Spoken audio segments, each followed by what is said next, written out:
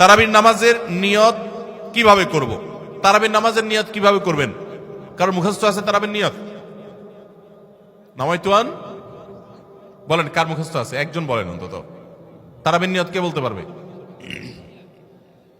বলেন বলেন ভাই।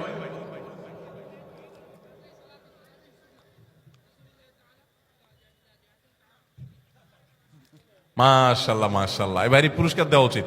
বসেন, আপনি অনেক কষ্ট করে মুখস্থ করছেন।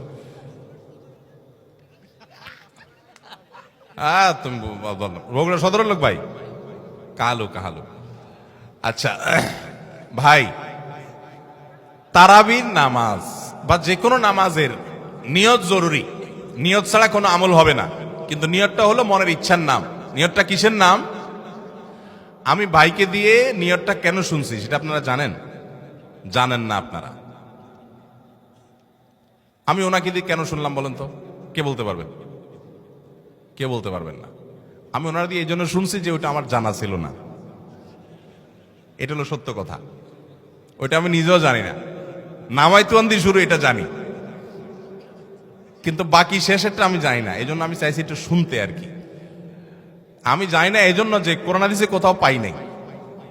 এখন ভাইরা কেউ পাইলে তো ভিন্ন কথা, আমি কোথাও পাই নাই। এই নিয়ত মুখে এরকম গদবাদা উচ্চারণ করা, হ্যাঁ এটা পাইছি আমরা ছোটবেলা বোগদাদি কায়দায়।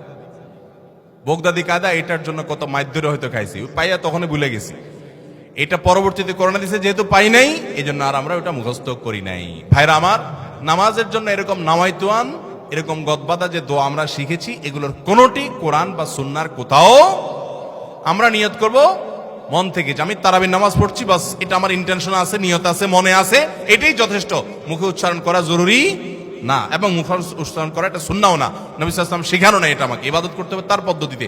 কোনো হাদিসে যদি উৎসাহ দেওয়া না থাকে, আমি কেন সেটা করতে যাব, কসরত করতে যাব? তবে হ্যাঁ, নিয়তটা হলো অন্তরের ইচ্ছার নাম, সেটাই যথেষ্ট। আলাদা মুখে নামাইতুয়ান পড়ার দরকার নেই।